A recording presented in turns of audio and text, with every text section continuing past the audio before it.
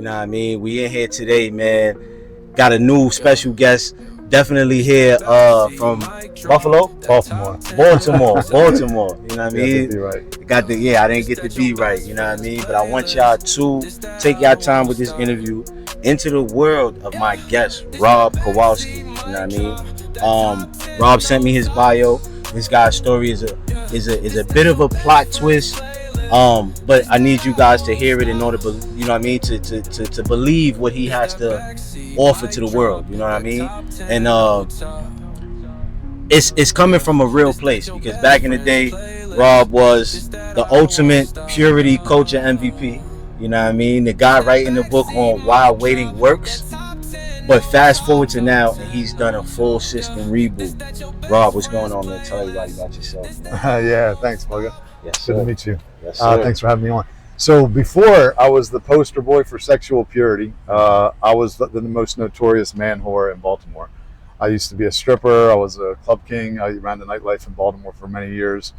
Had hundreds of sexual encounters, one-night stands, and had this radical encounter with Jesus when I was 27 years old, and gave my life to him and decided I was going to follow him. And I just kind of bought into everything that the church told me, hook, line, and sinker. And, to my detriment, it caused me a lot of pain, because I didn't actually research some of the things that I was being told. And one of the things that Christianity, mainstream Christianity told me was monogamy only marriage. That was very widely believed and accepted. And I didn't question it. I just assumed it was, well researched. But that led to me being abstinent and single for almost 2 decades combined.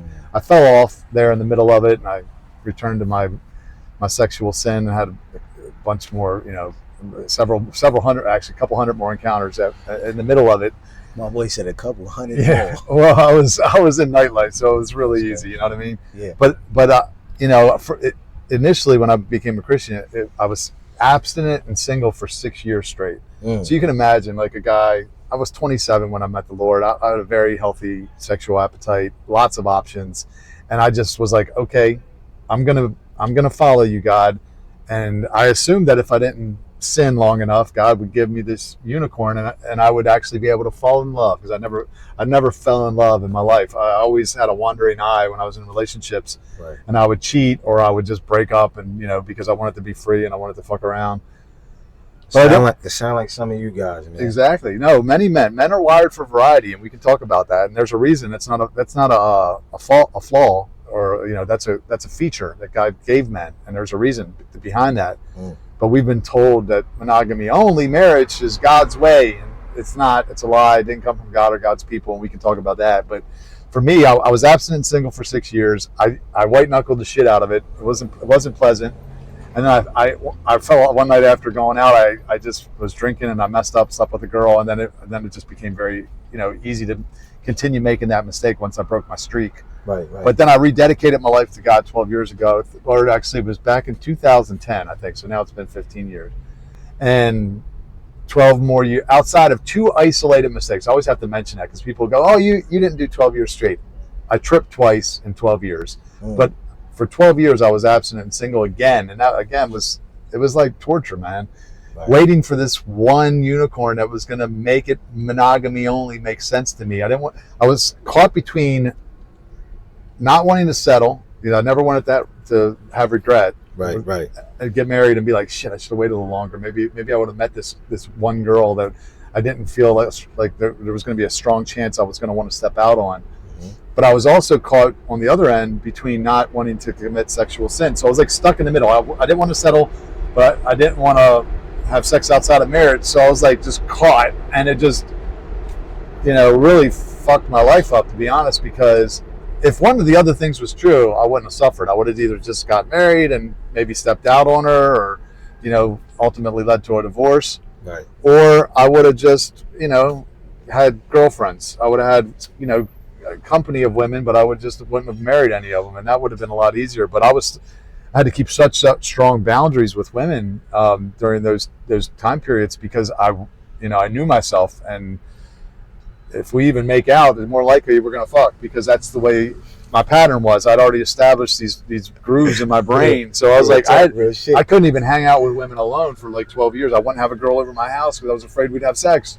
So it was really hard, man. And then one day I researched. I just on a whim. I never heard anybody mention Christianity and polygamy in the same sentence. Never even heard anybody talk about it. If I had, I surely would have looked into it. But I just on a whim, after watching some show on Netflix, I just got me curious about the subject, and I started researching it, and I found out that I'd been lied to about this topic. And now my life's work, if you want to call it that, is to expose this shit because of what it cost me not knowing. If I had known about this truth that we'll share on this podcast, I'd have probably multiple kids. They'd probably be junior high or high school at this point. I'd have probably at least a few wives, and I would have lived a very different life that wouldn't have been nearly as hard as the one that I went down believing this horseshit that I was told by the church. And there's a lot of men out there that are watching this, and they might not know this, and it might even be preventing them from, surrendering their life to God, going to the cross. Because for me, I had a little exposure to Christianity as a kid, but there was no way I was going to be monogamous. Like, right. I knew I couldn't. I was like, why would I give my life to God? Because I'm just going to feel like shit about myself and be riddled with guilt. So it prevented me from coming to God sooner. Right. And not to say, but basically like you regret just like the traditional way of thinking when it comes to God. Like, do you regret that? Do you regret? Well, yeah. Okay. I don't let people say, are you religious? No, I hate that word. I'm not religious. I believe that Jesus is the Son of God, and he is who he said he is. I have a relationship with him. I have a relationship with God because of him. Right. But do you believe like everything that happened led you to where it is now? Yes, absolutely. God revealed this truth to me when I was supposed to know. So it's hard for me to have too much regret because I know he had a plan. Because, trust me, I talk to God all the time about my situation. Like, God, what the F? I'm like, I've been single and sexless for all these years. This is cruel and unusual punishment. What are you doing? That's why I had to help you, my brother, because truthfully, you are where you are. Like, it's no other way around that. Like, and some people, obviously we all think different, right? Because not for nothing, me personally, when it comes to like I grew up in the church, right? My grandparents, my mom, everybody would take us to the church, and that's a way of growing up. I always thought it was boring. I'm not gonna lie to you. I thought it was boring, but I always still knew that like there was something that was just higher than us, right? Yeah. And that's still my belief today. Yeah. Like I'm still with the universe and everything, but sometimes I'll be thinking we in a simulation. Like I think today might just be a simulation, right? So it's like, do you what's your beliefs on right and wrong? I mean, I do believe in moral absolutes, right? Because otherwise, you could never complain about anything. If somebody hit you in the face and took your wallet, you couldn't be like, that motherfucker. Like, you'd be like, no, because maybe it was right for him. Right. No, there is right and wrong. The Bible spells it out. There's punch him in the eye. The Ten Commandments, and but at the end of the day, it's about loving God and loving people. And but I do believe in moral absolutes. I just think a lot of the things that the church teaches are tradition and they're not biblical truth. Right. Because when you get into the Word of God and you start seeing that a lot of the stuff that they're telling us is not true. It's just it's tradition. And the same thing happened in Jesus' day. He came along and half of his ministry was correcting the religious leaders. Right. Have you not read it is written, all this stuff? So like that was only a few hundred years after the Bible was written. Jesus came along, at least the last book. Right.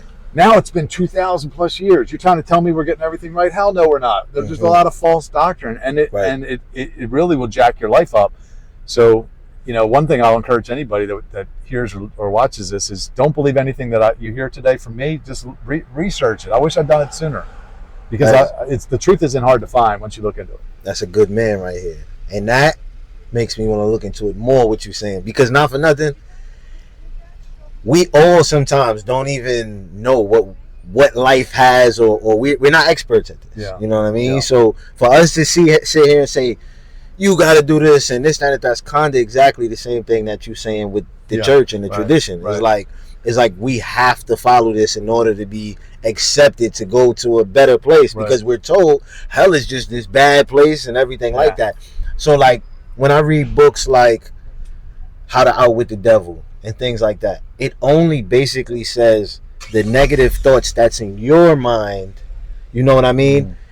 That's the devil. Just being able not to do what you want to do and things like that. That's the devil. You get what I'm saying? Because when you think about it, right, you wanted to not be held down. You didn't want to be settled. You didn't want to settle. You didn't. Not with one. Not with one. Yeah. So you doing that, it felt bad. It felt bad, right? Yeah. Like it was good, positive. I'm pretty sure you had good moments, right? You probably had great moments. There was days that was better than others. But I do know that if you really didn't feel that way, you probably cared about that person, but you didn't want to settle because you felt like you was doing yourself a disservice. Well, I wanted to be obedient, right? Like I didn't want to, be on the wrong side, of God. I just was.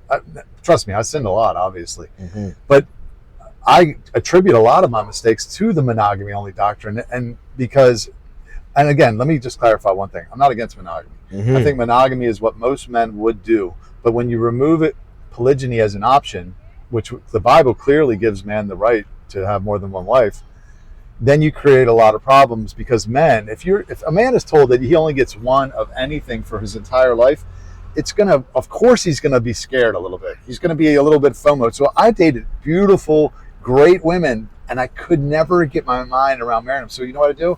I'd sleep with them, and then I'd throw them back in the water. I'd do this catch and release because I was always thinking, I think there might be a better fish, and this one's a good one, but I think there may be a better one, and I don't want to regret.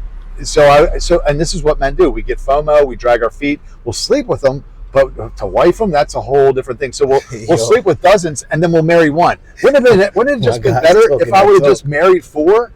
Instead of polluted the dating pool? I literally polluted the dating pool. I slept with hundreds of women, other men's future wives. I'm fucking them and throwing them back in the water. That creates a bunch of scum in the water. It's like somebody took a shit in the pool. Like who wants to swim in that dating pool? Right? Versus, look, I could have married 4, protected, provided for them, and like this is what I told my wife. I'm now married. First conversation we had was about polygyny. I said, listen, I'm never going to divorce you, and I'm never going to cheat on you. How many men can promise a woman that? The only reason I would divorce my wife is if she was unfaithful. I said there may be other women. I don't know. We'll see what God wants to do. Right. But I'm never going to leave you. I'll be with you until you die, or I die, or you die, and I'm never going to lie. Maybe another wife, but even then, I'm going to introduce her to my wife and see if they get along. I don't want to invite chaos into my home. This ain't a side chick. This ain't a mistress. This is a wife. Yeah. That means I'm going to commit to her for life, just like I did my first wife. So I'm going to make damn sure that I make a good choice. It ain't me fucking and sneaking around. No, we're going to see, does she add to what we're doing as a family? Is she going to help us get to the bag quicker? Right. And then maybe, but that's the beauty of polygyny. Is it's like this vehicle. Yeah. Monogamy is like a 2-seater. You're riding down the highway with your wife. You see this little baddie on the side of the road hitchhiking. You pull over, and your wife's like, "What are you doing? There ain't no room for her." And you're like, "Sorry, you got to get out, babe." And then that's what happens in monogamy. Yeah. And then the man leaves his family and runs off with the younger girl. Like it creates a mess. Versus, look, older men are always going to be attracted to younger women. Younger women are always going to be attracted to older, more established men. Yeah. Polygyny allows for that man to bring that woman into his ride and build with her. Right. So like let's go with polygyny for dummies. Explain that. Well, first off, polygyny, a lot of people don't know about the term, that even heard of the word. So polygamy is like the umbrella term, and that can mean a lot of different things. I mean, it can mean polygyny, which is a man specifically having multiple wives. Polyandry is a woman having multiple husbands, which is not okay with God, or I think it's gross. Right. And then polyamory, a lot of people know what that is, which is just kind of a free-for-all. But polygyny is the one form of polygamy that God approves of, accepts, blesses, regulates. It's all throughout the Bible, and the church will tell you, they were sinning, even though the Bible never calls it sin, even though never a man was never punished, not a single time in all of Scripture, for having more than one wife. Right. Even though God literally told David, "I gave you your wives, and I would have given you more if you asked." He had 18 wives, and God said, "I gave them to you, and I would have given you more if you asked. Why'd you take the other dude's wife?" So again, like, it's not a sin. Funny. It's the one form of marriage that God blesses, and I believe, if it was decriminalized, because right now it's a criminal act to get married to more than one woman, which I do not recommend, by the way. Right. Not through the state. I mean, but you don't need the state's Yeah, permission. approval to like, and that's No. the thing too. Is like with marriage, it's like a girl could like you could have a full commitment, but the thing that my lady was telling me, my fiance was telling me, my wifey was telling me, was just more so like she needs to have power of attorney and all that type of different stuff that I personally wasn't thinking about. My thing is if I love you, girl, I'm with you. Right. You know what I mean? And Yeah. and we have two different ways of walking this thing, right? So I do understand but two has never been worse than one. Like I like two females obviously probably is better than one, but As long as they're good. I Good think ones. I think like for me it would had to have been the start. So like even now it's like I'm not saying that that's where I'm going, but even now it would have to be like I would have to have the conversation, and the conversation is what starts and open up the doors, and then things would be looked at different. You know what I mean? You think your woman would go for it?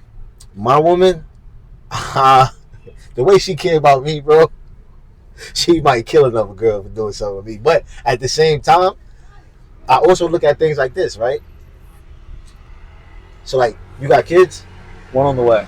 Okay, what do you having? A boy or I a don't girl? know yet. She's only 13 weeks. I haven't even announced to anybody. If somebody sees this, this will be the first time they heard about it. God bless, big Thank you. Rob. Congrats, man. Congrats for sure. I know what it's like, and I know kids are just like, it's a beautiful thing. It is a beautiful thing. Do they eat you out of house and home? Of course. Do they take your money and all that? They do, right? So I got twin 9-year-olds, which is a boy and a girl, and I have my little guy. His birthday's on Tuesday, the 30th. He turned 6.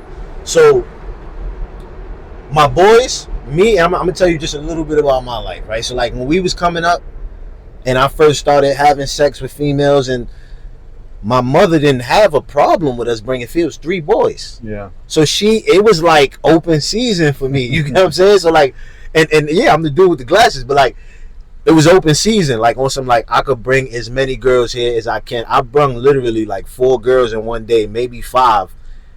And I'm having sex with these girls. Like Mom's hearing it. I'm turning the music up. So like if she knows that I'm turning the music up, something must be that I don't want you to hear. Right. So cool.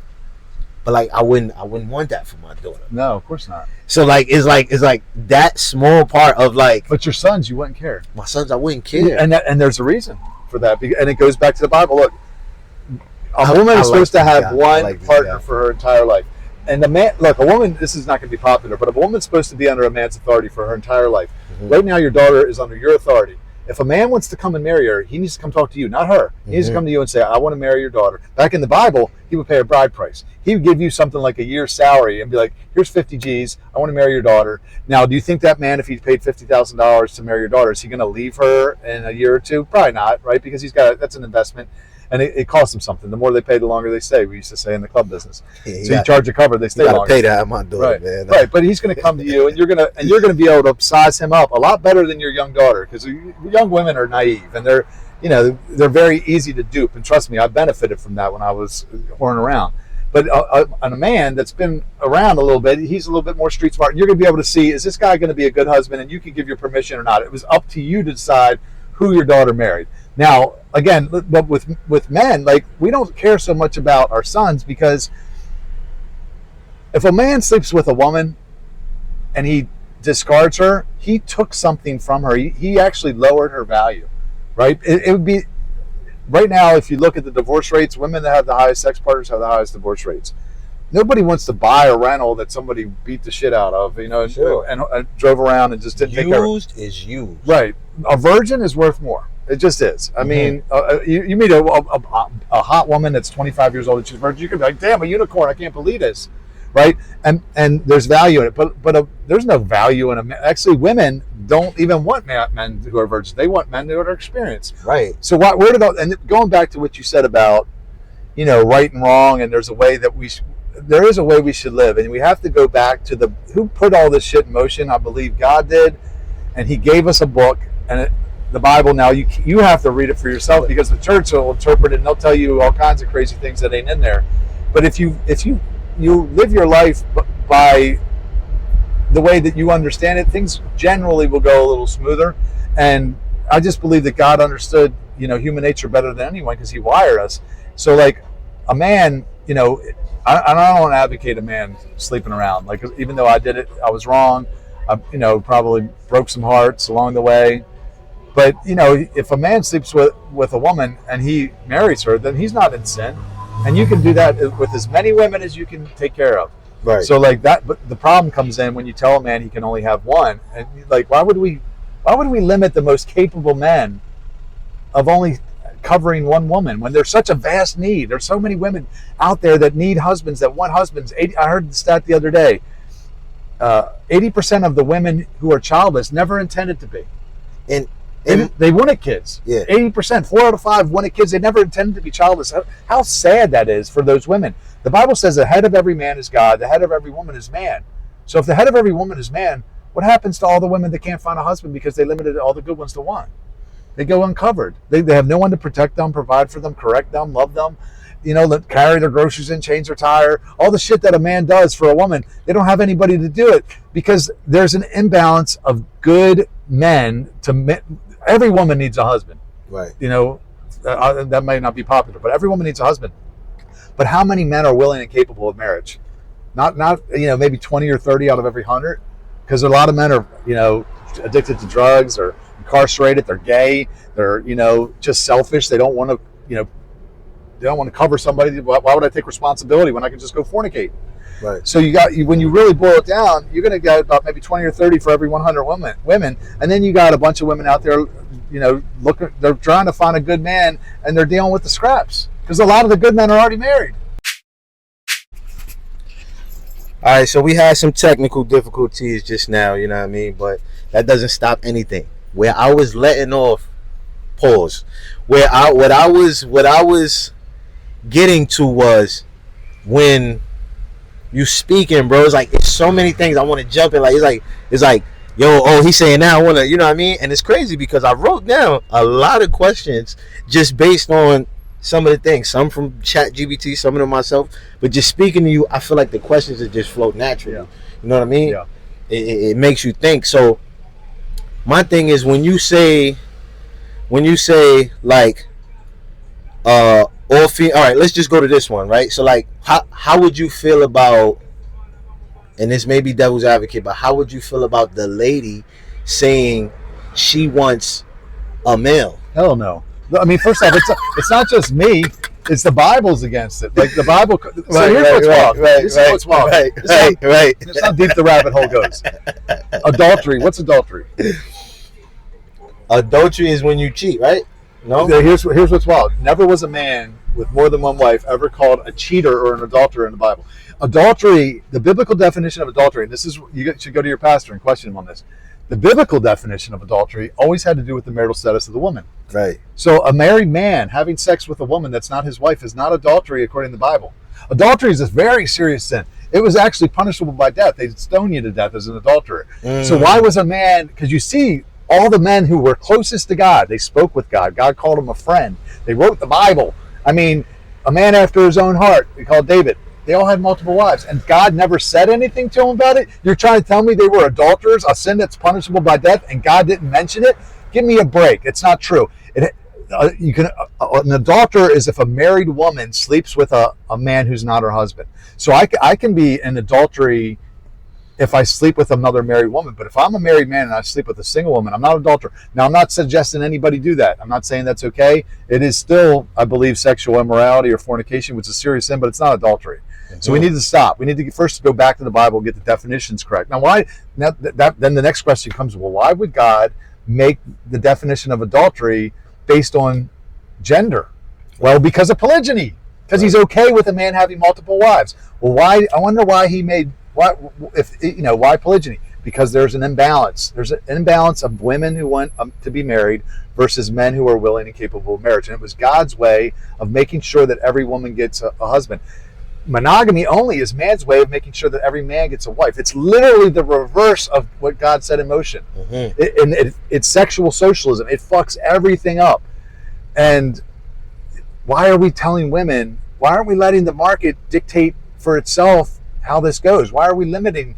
Like, anytime you try to get government control on things, and no, look, they're already doing it. 80% of the women are sleeping with 20% of the men right now. Right. Polygyny is happening. It's just happening in a very degenerate way because we're forcing men to sneak around and lie, and you got all these Facebook groups Are we dating the same man in New York City? And they're trying to catch the guy cheating. Like, first off, T-app and stuff like cheating is not even a biblical term. Like, look, if we allow polygyny, there would be no need to lie. Now, look, men would still do it because of cowardice. Because men are wired for variety, period. Doesn't mean that most men would do it, because it is more work if you're actually going to do it biblically, because you actually have to marry them. Damn, Rob, you just called me a coward, man. No. Well, I'm just saying, like, you're going to have that conversation with your woman, and she may not stick around. No, right. But this is what I would push back on. The divorce rate under monogamy only is 50%. 80% of those divorces are followed by the women. So there, something about the structure, the setup is broken, because women dream of getting married their whole life, and when they finally attain the goal, they finally walk down the aisle, they get married. 80% of the time, they leave. Why? Something's fucked up in the system, because what happens is they get into that monogamy-only marriage. Now there's no competition anymore. There's no threat of that man taking anyone, because she knows she's got you. You know, even if you do get divorced, she's going to run you through the ringer. But what do you say to the people that don't even look at statistics? They should. Well, that'd just be the best answer. Right? Well, I mean, look, numbers don't lie, right? I'm not saying you could be the exception to the rule, but more than likely, when you see 80%, or whatever, the divorce rate is 50%, then you got a 50% chance of your parachute. We're gonna post the chart up here. Right now, y'all see this? We about to post the chart right here, right now, because we need these things, because this is good conversation. Yeah. Like, I'm not fully sold to say, this is exactly what I'm gonna do, but I do. The conversation is normal conversation. Yeah. It shouldn't have to be so uptight, right? Because what you're saying and what I'm getting from it is you saying, and you said this in the beginning, that I'm not gonna leave you. I wouldn't leave you if you let or lie. Right? I'm not gonna ever lie to her. Like, if I meet a woman and I'm like I'm talking to this girl, I'm thinking about pursuing this. At some point, I'll introduce her to my wife, see if they get along. Because you ever been around two women that really like being around each other? They're always laughing and they're talking. I love that energy, dude. Right. Can you imagine having that in your house? You have 3 or 4 women that, look, girls like girlfriends. The thing is, the problem is we lied to women, and we indoctrinated them with this Disney bullshit and told them they need this Disney Prince Charming, when they should really be praying for a godly King David, right? A man after his own heart who had multiple wives. So that's what I'm saying. I mean, look, if a man has a big vision, a woman's supposed to be a helpmate, right? That's why God gave us women. They're a helper. Gives man the mission. Here, you go do this, and he gives women to help us get there.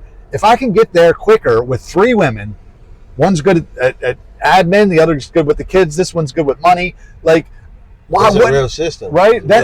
God would be pleased with me, because I'm pursuing the mission He gave me, and now I got 3 women I'm covering that are going to help me, and that's the beauty of polygyny, because it makes the decision to marry a lot more pragmatic. I don't need this unicorn, this one girl that checks every box. No, this one comes along. Do you add value to my life? Yes. Okay, I add value to your life. Let's get married. There may be others, I don't know, but we're going to go do the thing now, right? Like, instead of waiting to fall in love, which is a bullshit. There will be others, I don't know. There may be. Look, if God tells you, Mugga, go marry the widow across the street with 3 kids, and you go, God, let me just ask my wife first. You think He's going to be pleased with you? No. He wants you to listen to Him, not your wife. God said, "Fuck that. Go over there and go make that shit happen." You know what He said to Adam in the garden Come on, bro. You got to pump me up. God said, "Go do it." God said, because you listen to your wife. That's what God said to Adam. We're not. Look, my wife is my number 1 advisor. I'm not saying I don't listen to her, but at the end of the day, I'm trying to get me killed after this. At the end of the day, I'm going to do what God told me to do, not what my wife told me to do. Now, look, a woman gets to choose who she follows. Mm-hmm. She don't have to marry you, right? This is why a lot of men won't have the conversation, because they're afraid the woman will walk, and she might. But if a woman, my wife, I told her this from day one. This may be part of the equation. There may be polygyny. I don't know. Mm. She could have chose not to marry, but once she chooses to marry me, then it's up to me to decide where this relationship or my life goes. And that God is telling me, I'm taking my cues from Him, doing my best to hear from Him. But she can't walk. If I had to bring on another wife, she doesn't have the biblical right to divorce me. Right. She can't. Actually, a woman had almost no right to divorce in the Bible, I think, except for death. That was the only way she'd get to leave a man. Otherwise, she's an adulterer. Death is crazy. Death by 1,000 spears. Anyway, I'm sorry. I'm talking. No. That's I'll let you ask questions. Bro, no, we at the same time too though. We joking as well with it. You know what I mean? Because, but even though you're saying real things and you really giving them real,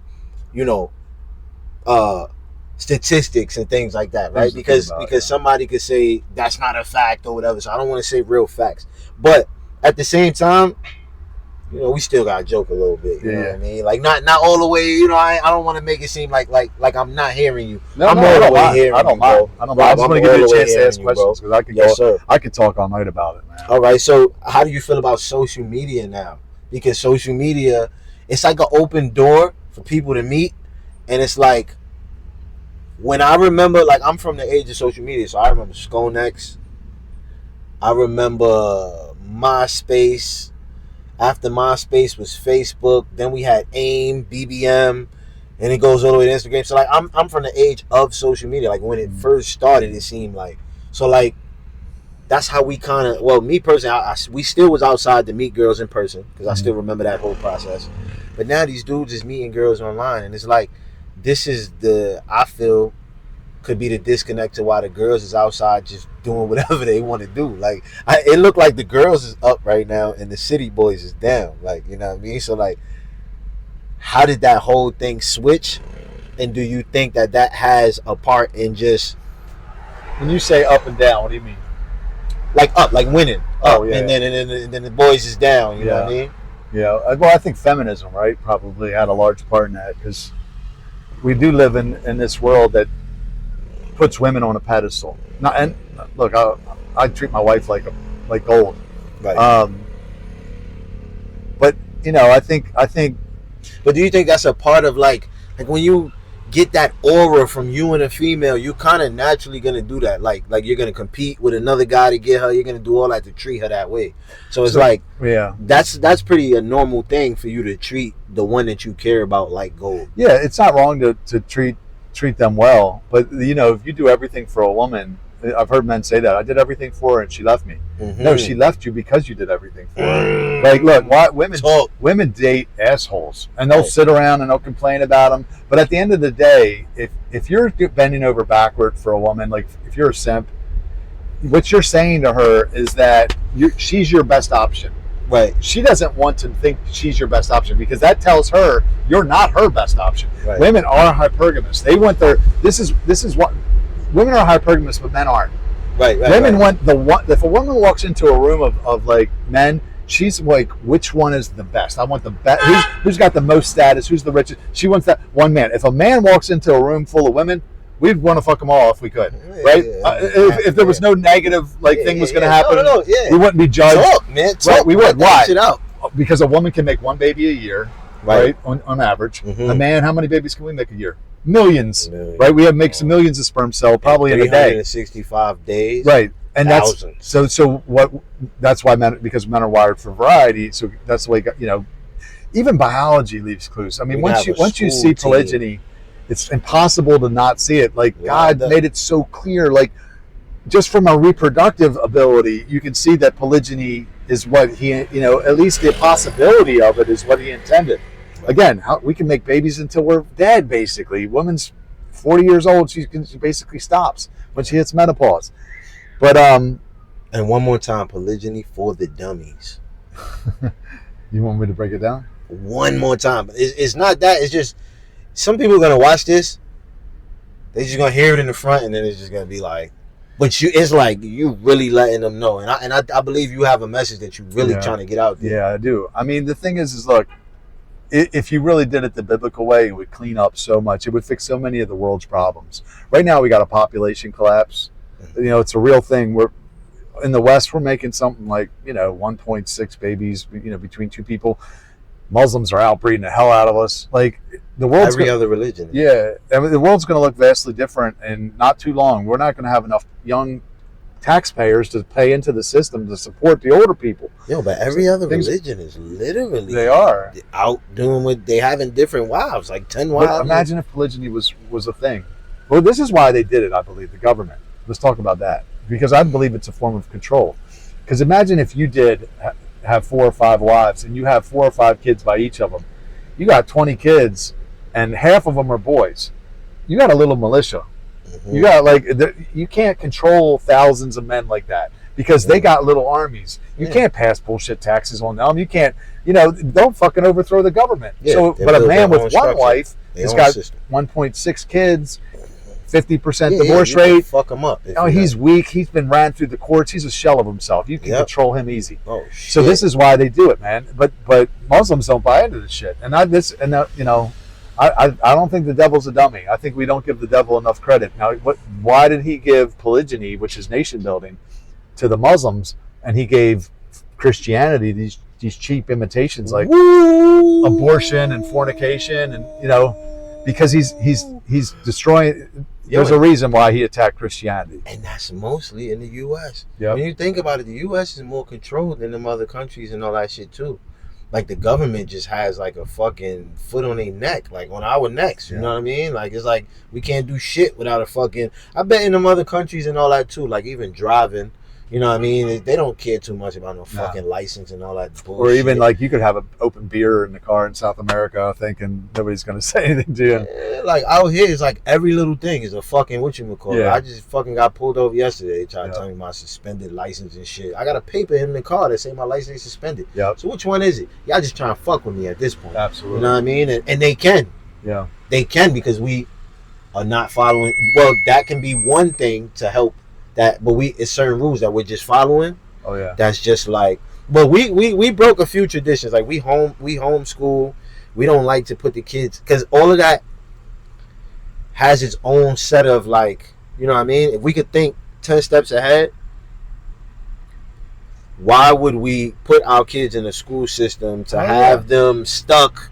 Most kids don't even want to have to sit down if they don't want to, and it's their right to actually move around. Like that's their birthright to not have to sit still. I'm not saying have them climbing because you can fucking climb in the street right now and get hit by a car, but it's things that can be learned in other ways about the individual. Oh yeah, you know what I mean? I wouldn't send my kids to public. I mean, never say never because maybe I live in a good district with this guy public good schools, but they're being indoctrinated. You don't know what they're being taught nowadays. Number one, and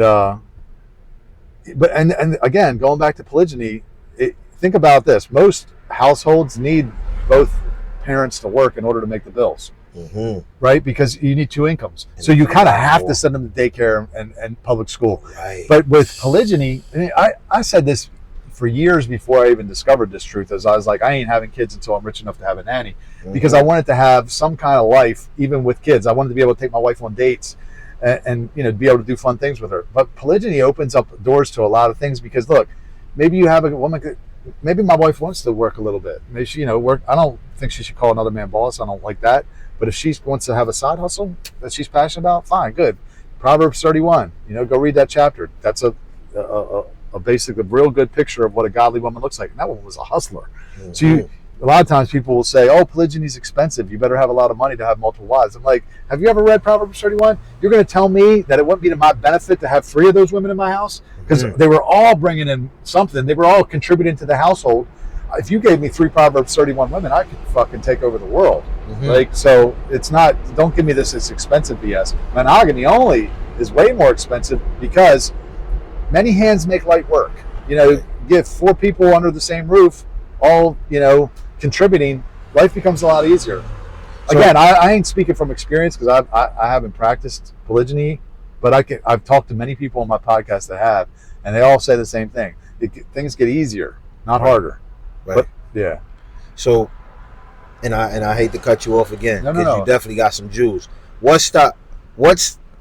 hates the idea more? You think about this: progressive feminists or conservative, like pastors or something like that? Like, who do you think hate it more?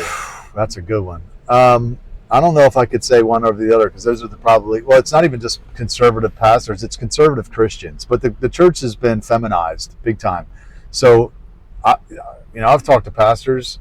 And they know that I'm not lying. They know that this isn't a sin, but they'll say I could never preach it because I'll lose half my congregation. So literally, they're putting money before truth. Like they're making the money their god essentially because they're just being people pleasers. Right. But it does come from this lie is definitely propped up by feminism. And what I often say is, look, patriarchy, and I know that's a very unpopular word nowadays, but patriarchy is the solution, because it's very clear in the Bible that God is patriarchal. He's actually the husband. We're called the bride of Christ. It's a perfect picture of polygyny. God's the husband. We're the bride.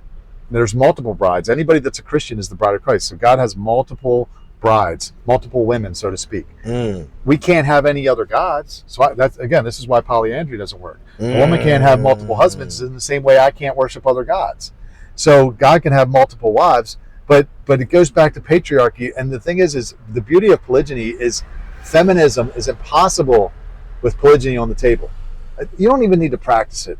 I'm not even saying anybody should, but it should always be known to the woman that it is my option, because it automatically sets the relationship in the right order. It's God at the top, man, woman, children. But what monogamy does is it kind of puts me and the woman on the same plane, right? Because it's like, I can't fuck around, but you can't have anyone either. No, that'd be like me telling God, you can't love anybody but me, God. I'm your only bride.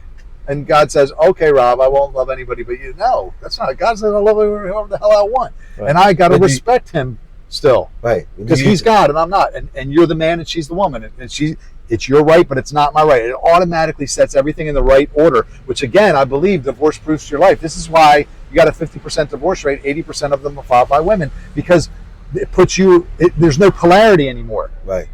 What creates a beautiful relationship is polarity. It's like a magnet and a piece of metal. You get two magnets together, they won't even touch. But when you get polarity, you get a masculine man and a feminine woman. They stick. So you don't think like the power of choice, they don't get to exercise that? Not got to play devil's advocate. Not as far as having other partners. Absolutely not. Once we're married, look. So what if y'all was in a relationship? Yeah. Right. Not that you get that. I'm not saying be anything that you're not. I'm not saying that. I'm saying you may not have to share the meal, but like she can go out and do what she wants, and then you can go out and do what you want. But then y'all come back to each other. Well, yeah. I don't want anything used either. I'm just asking. Yeah. Well, first off, even from a paternity standpoint, it doesn't work, right? So let's say she gets pregnant. You don't even know if you're the father. But if you're if you're the only man and you got 4 or 5 wives, you know who the father is, right? And there's no question. So it doesn't work biologically. It doesn't work spiritually. Like, I believe a woman, ideally she has one partner for her entire life. And I believe if polygyny was normalized, and it would be a lot more likely that would happen, because personally, I would have married my first girlfriend. I loved her, but I just couldn't get my mind around monogamy. So you know what I did? I dated her for a few years, and I threw her back while simultaneously cheating on her.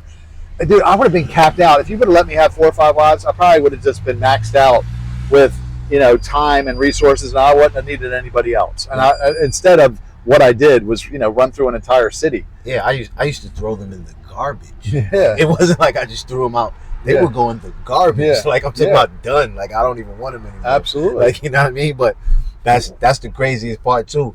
But so, like, just the power of choice though. Like, you don't think that they can use the power of choice? It ain't what I think. It's what the Bible says. It's very clear that would be adultery, which again is a sin punishable, very serious sin. Not saying we should stone anybody, but it is adultery, and we have to go back to, like the being that set all this in motion, and how does he? And if we get outside of his way of doing things, we're going to suffer in one way or another. Right. So, like, I just feel like if a woman doesn't even necessarily want a man all to themselves.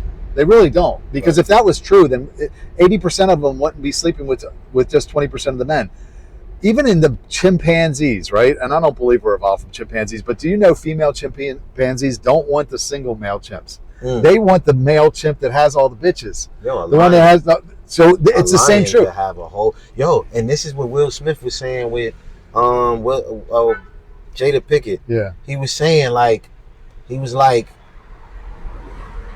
we put this thing so on relationships where it's like a lion will go do that and there's no real emotional attachment. The lady just knows all right, this nigga's a lion. He's a male lion. He's got a whole pride, yeah. And we put so much on it that it's babe, don't stone me for this. But at the same time, we put so much on this that it's like it's detrimental. It's the world is over. It's the end. Like, and it's like, but it ain't natural. It's indoctrination. They've been raised to believe it, but they don't even really want it. This again, women want security. Yo, I like this guy. So women want security. I gotta call you some more, bro. We gotta chop it up, anytime. We gotta chop it up, bro, man. But I believe women want security more than they want exclusivity. I like right. That. So like again, going back to what I told my wife, I'm never going to divorce you. That's a lot of security. Yeah. A man that promises monogamy only cannot give that kind of security because he doesn't know. He might meet another woman in a year or 10 years or whatever, and then dip, right? Because again, it's like a two-seater.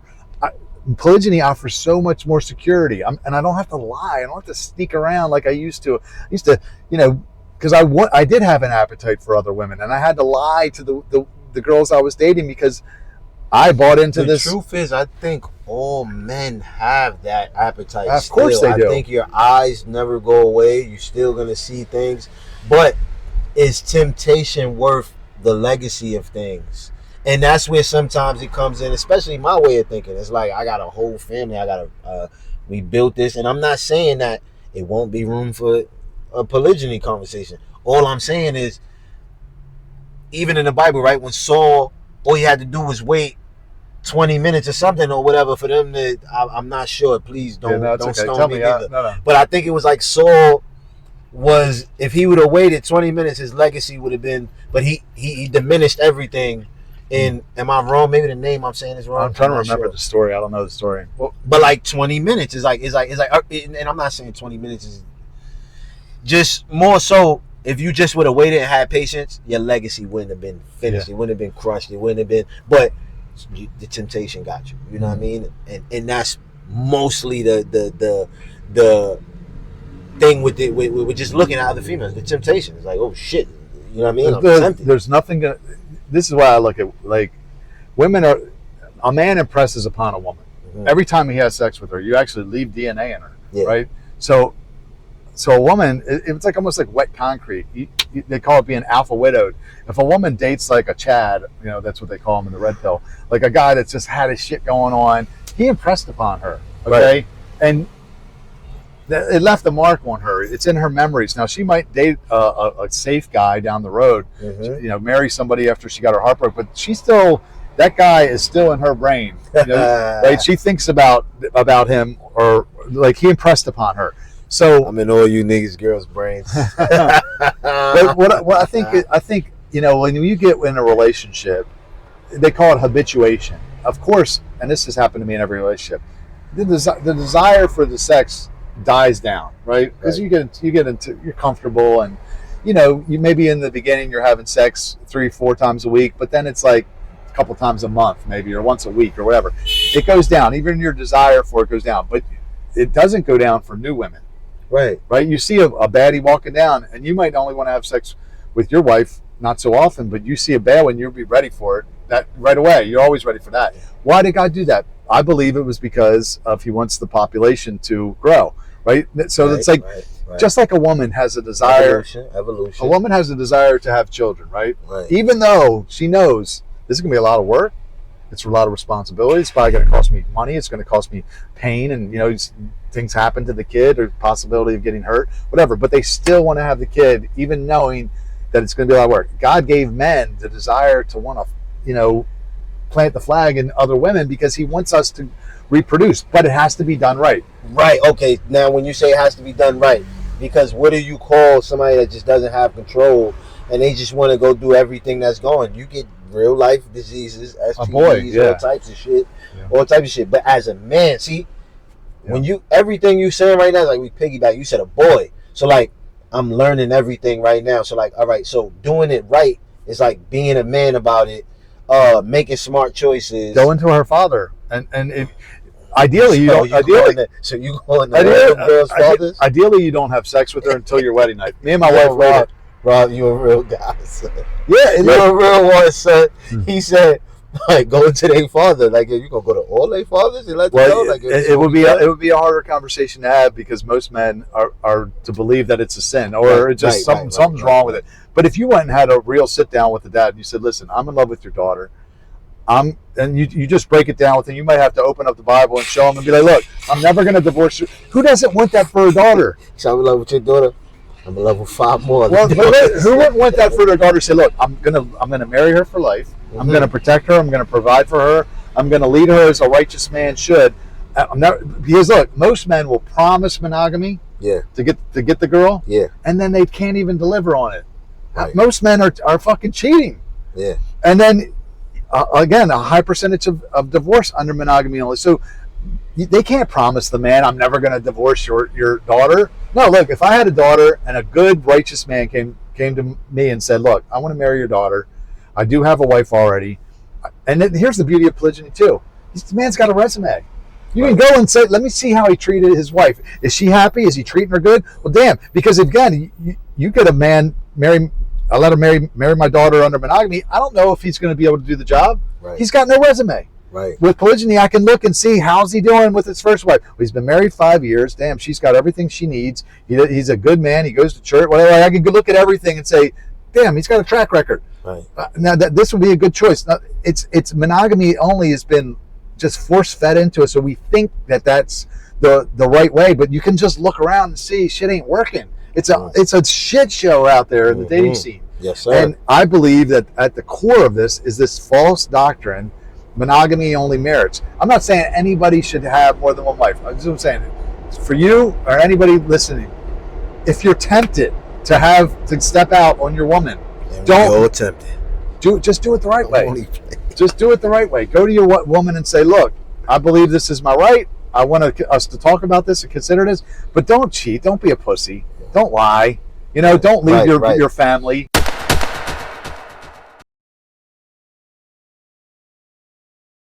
Yo, this is Chris Gotti right here, live on Backseat Mic Drop. You heard me? Make sure you check him out.